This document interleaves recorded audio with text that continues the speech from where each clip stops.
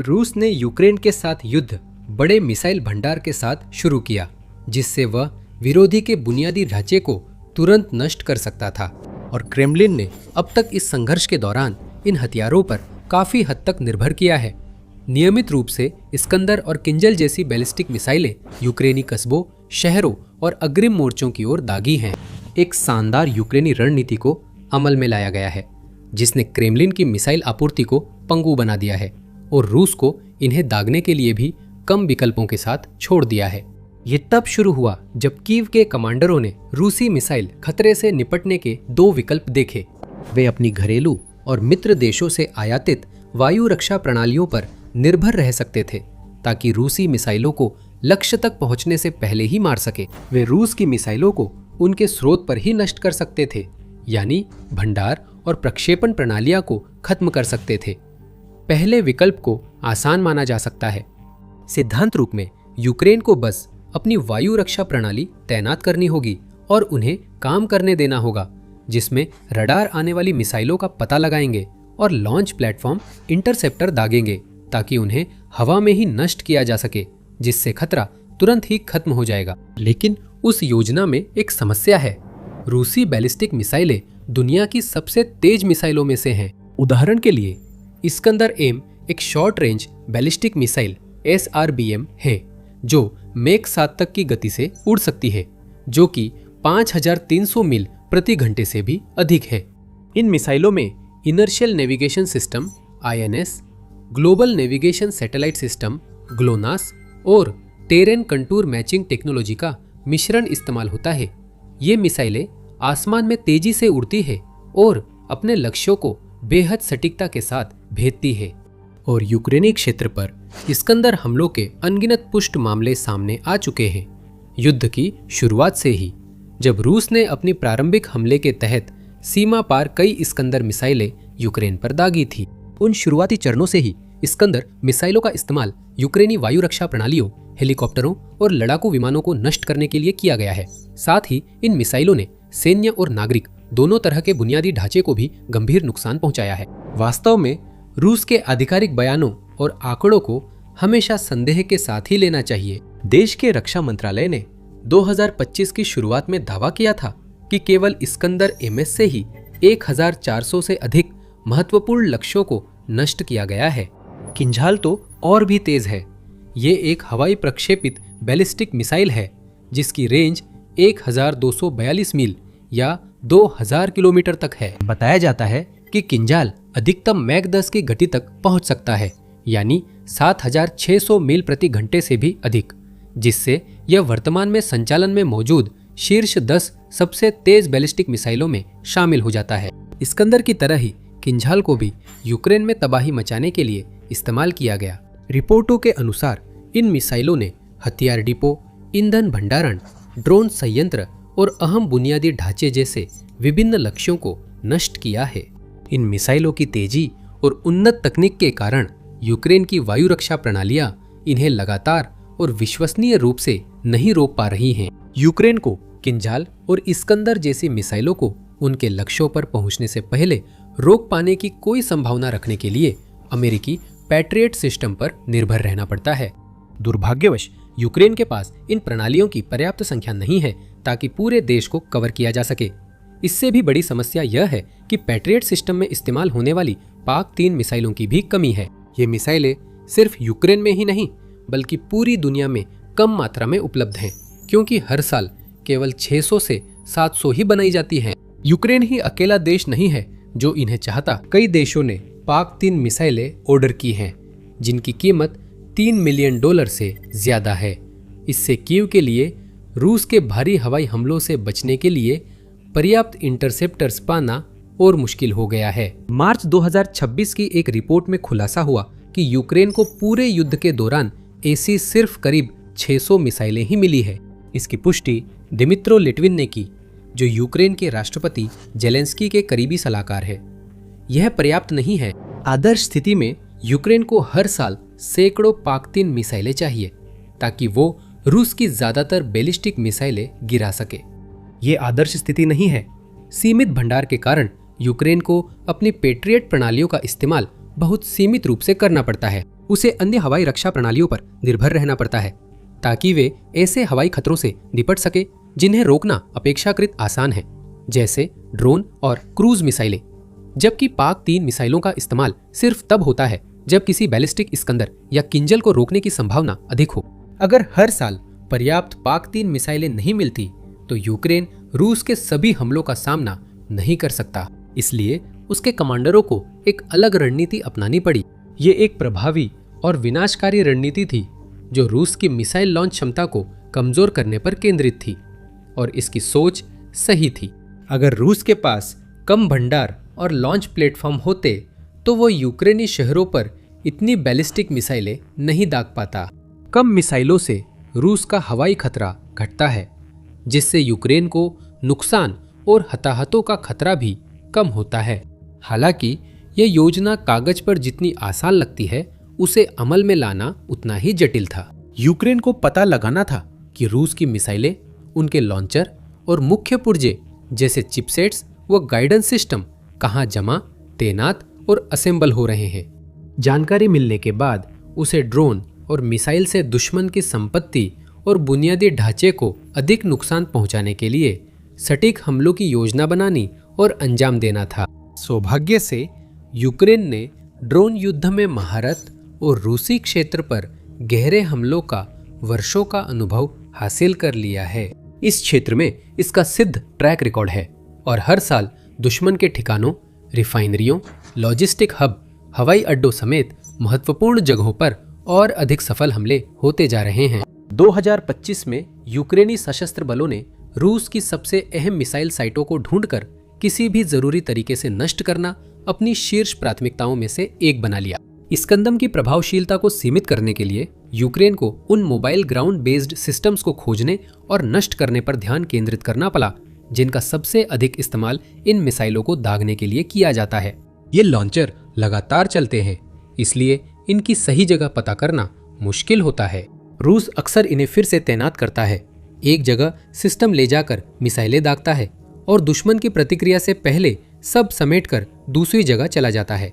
310 मील या 500 kilometre range होने के कारण रूस को अपने इस्कंदर लॉन्चर यूक्रेन सीमा के पास तैनात करने की जरूरत नहीं है। ये उन्हें उनके क्षेत्र में रख सकता है, जिससे वे यूक्रेनी मिसाइलों और हथियारों की पहुंच से दूर रहेंगे।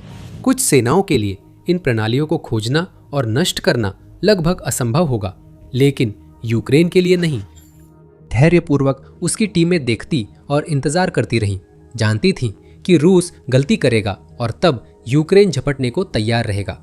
जून 2025 में वह पल आ गया। यूक्रेन की सशस्त्र सेनाओं के जनरल स्टाफ ने रूस के ब्रायंस्क क्षेत्र में कई इस्कंदर मिसाइल लॉन्चरों पर सफल हमले की रिपोर्ट दी।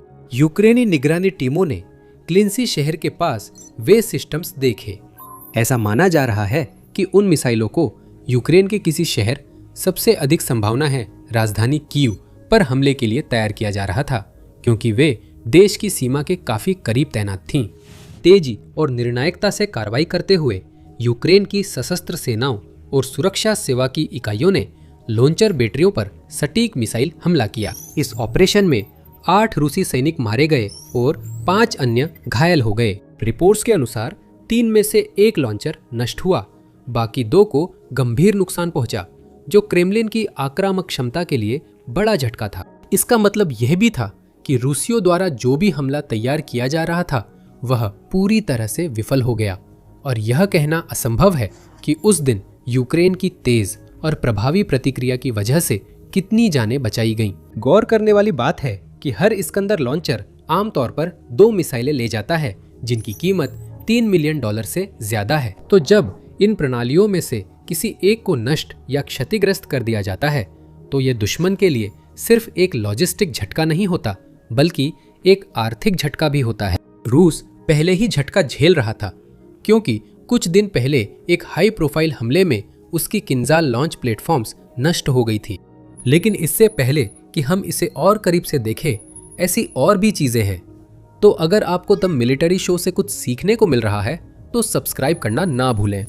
जहां इस्कंदर M मिसाइलों को जमीन पर स्थित लॉन्चर्स से दागा जाता है, वहीं किंजाल्स बिल्कुल अलग तरीके से काम करते हैं। ये एयर लॉन्च्ड बैलिस्टिक मिसाइलों की श्रेणी में आते हैं, यानी इन्हें विमानों से दागा जाता है, जिसमें MiG-31 इंटरसेप्टर और दो 22M लंबी दूरी के स्ट्राइक बॉम्बर शामिल है। यूक्रेनी खुफिया अभियानों ने पता लगाया कि बड़ी संख्या में 222M कई रूसी एयरफील्ड्स पर रखे गए थे, जिनमें से कुछ यूक्रेन की सीमा से सैकड़ों या यहाँ तक कि हजारों मील दूर थे। अगर यूक्रेन किसी तरह उन बॉम्बर्स में से कुछ को नुकसान पहुंचा सके, निष्क्रिय कर सके या यहाँ तक कि नष्ट भी कर सके, तो ये दुश्मन की किंजल लॉन्च करने की क्षमता को आने वाले काफी समय तक काफी हद तक सीमित कर देगा। ऐसी जटिल कार्रवाई करना बेहद मुश्किल है, जिसमें महीनों या सालों की योजना और हर छोटे विवरण पर नजर जरूरी होगी। एक छोटी गलती भी अच्छी योजना को बर्बाद कर सकती है, और यूक्रेन जानता था कि उसके पास हमले का सिर्फ एक मौका है। तो यूक्रेन की खुफिया टीमें और कमांडर वही किया जो उन्होंने इस युद्ध के दौरान हमेशा किया है। उन्होंने न तो जल्दबाजी की और न ही घबराए। उन्होंने समय का इंतजार किया, एक ऐसी रणनीति तैयार की जो उन्हें सफलता का सबसे अच्छा मौका दे सके। इसके लिए 1 साल से भी ज्यादा की तैयारी करनी पड़ी, लेकिन 1 जून 2025 को उनका इंतजार रंग लाया। यूक्रेन ने अब प्रसिद्ध ऑपरेशन स्पाइडर वेब हमला किया। इसने दर्जनों ड्रोन नागरिक ट्रकों में छुपाकर रूस के हवाई अड्डों के पास दूर दूर रणनीतिक जगहों पर तैनात किए।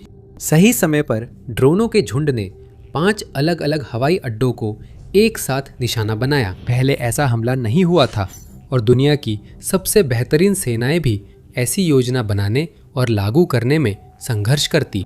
फिर भी किसी तरह यूक्रेन ने यह कर दिखाया और इस प्रक्रिया में रूस के 295 MS और 222 M3 बम वर्षकों में से 7 से 11 तक को नष्ट कर दिया। कई अन्य विमान भी बर्बाद हुए, जिनमें से कई की मरम्मत नहीं हो सकी, और कुछ अनुमानों के मुताबिक उस दिन क्रेमलिन के 1/3 बम वर्षक नष्ट हो गए। ये शायद अब तक पूरे युद्ध में रूस को लगा सबसे बड़ा झटका था। लेकिन यूक्रेन यही नहीं रुका। ऑपरेशन स्पाइडर वेब खत्म होते ही यूक्रेनी एजेंट अपने अगले निशाने की तलाश में रूस की मिसाइल हमले की क्षमता खत्म करने के लिए प्रतिबद्ध हो गए।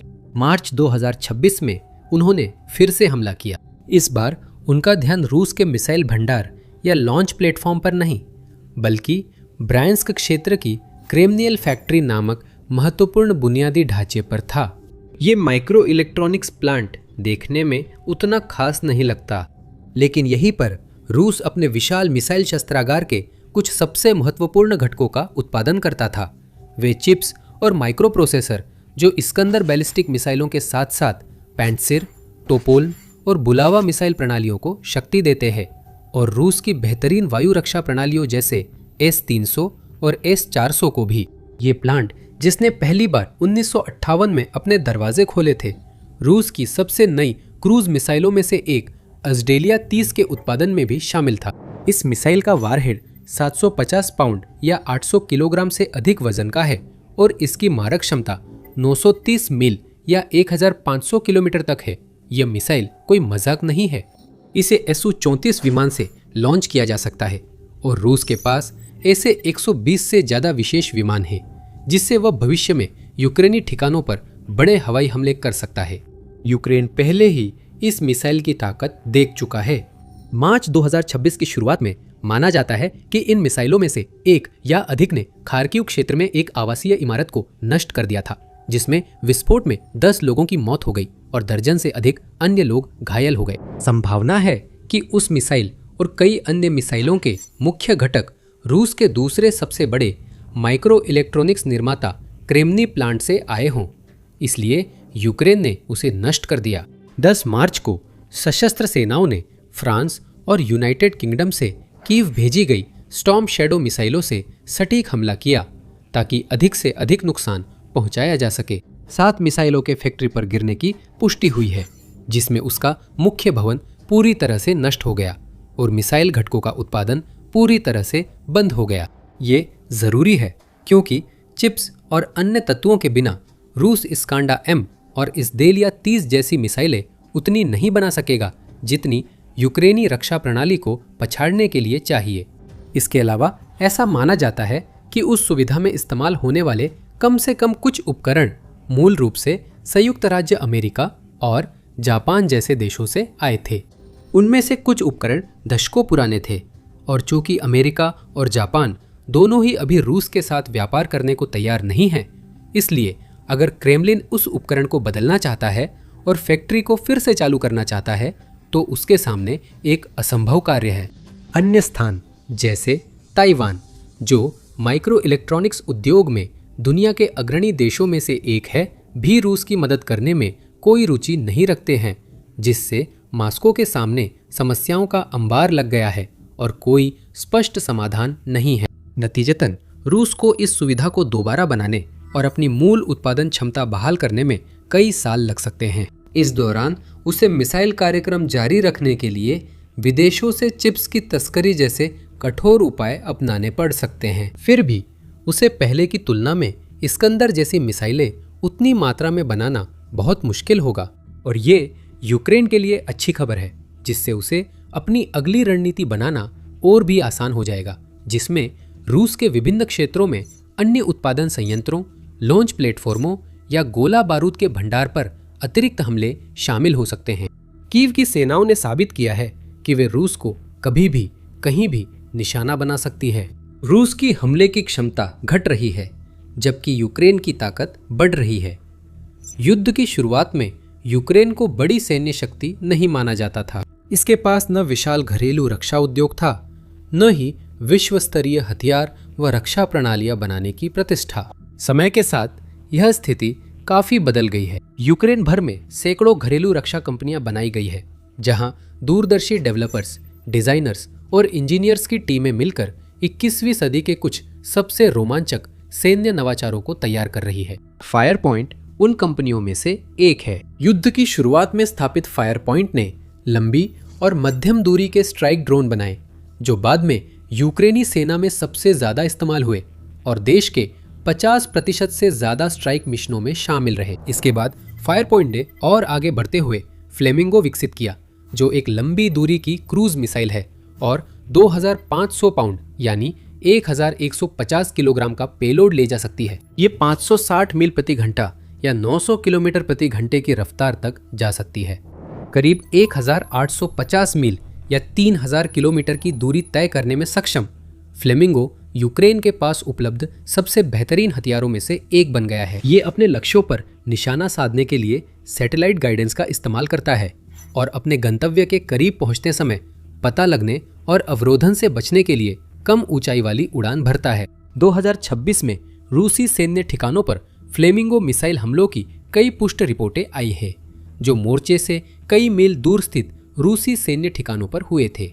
लक्ष्यों में उदमुर्तिया में वोत्स्किन्स मशीन बिल्डिंग प्लांट शामिल है, जहां बैलिस्टिक मिसाइलों का निर्माण होता है। अस्त्राखान क्षेत्र में कपुत्सिन्यार मिसाइल परीक्षण रेंज, वोल्गोग्राद क्षेत्र में ग्राउ गोला बारूद डिपो और कब्जे वाले क्रीमिया में फेडरल सिक्योरिटी सर्विस FSB की एक स्थापना शामिल है। फ्लेमिंगो के साथ नेपच्यून और लॉन्ग नेपच्यून जैसी मिसाइलें भी यूक्रेन के शस्त्रागार को मजबूत कर रही है, जिससे कीव की सेनाएं रूस के साथ मिसाइल क्षमताओं में धीरे धीरे संतुलन बना रही है। यह सिलसिला जारी है। फायर पॉइंट पहले से ही एक बिल्कुल नई मीडियम रेंज बैलिस्टिक मिसाइल पर कड़ी मेहनत कर रहा है, जिसका फिलहाल कोड नेम FP7 है, जो आने वाले महीनों में दुश्मन के ठिकानों पर और भी विनाशकारी हमलों का रास्ता खोल सकता है। और ये तो सिर्फ एक कंपनी है। पूरे यूक्रेन में अन्य रक्षा ठेकेदार नए ड्रोन, रक्षा प्रणालियां, मिसाइल प्लेटफॉर्म और सैन्य नवाचारों पर लगातार काम कर रहे हैं, ताकि देश को युद्ध में सिर्फ टिके रहने ही नहीं बल्कि शायद जीतने का मौका मिल सके। इस बीच देश की सशस्त्र सेनाएं लगातार नए लक्ष्यों की तलाश कर रही है और अपनी अगली रणनीति की योजना बना रही है। अगर यूक्रेन मजबूत मिसाइलें पाता रहा और रूस की किंझाल व इस्कंदर जैसी मिसाइलें दागने की क्षमता कमजोर होती रही, तो शक्ति संतुलन उसके पक्ष में और झुकेगा। यह कहानी दिखाती है कि यूक्रेन की रणनीतिक सोच ने उसे युद्ध में उम्मीद से बेहतर प्रदर्शन और विपरीत परिस्थितियों को मात देने में सक्षम बनाया है। अब आप इस वीडियो में इसका एक और उदाहरण देख सकते हैं, जिसमें बताया गया है कि कैसे यूक्रेन के दूरगामी हमलों ने शायद क्रेमलिन की युद्ध मशीन को चलाए रखने वाली आखिरी और सबसे अहम जीवन रेखा को काट दिया है। या इस वीडियो को देखें ताकि आप यूक्रेन के अगली पीढ़ी के AI ड्रोन के बारे में जान सके, जो रूसी सैनिकों और अधिकारियों में डर फैला रहे हैं। ये युद्ध का चेहरा ऐसे बदल सकते हैं जैसा किसी ने सोचा भी नहीं था। और अंत में रूस यूक्रेन युद्ध और अन्य महत्वपूर्ण संघर्षों से जुड़ी और अधिक विश्लेषण, विवरण और समाचार रिपोर्ट्स के लिए आज ही द मिलिट्री शो को सब्सक्राइब करें।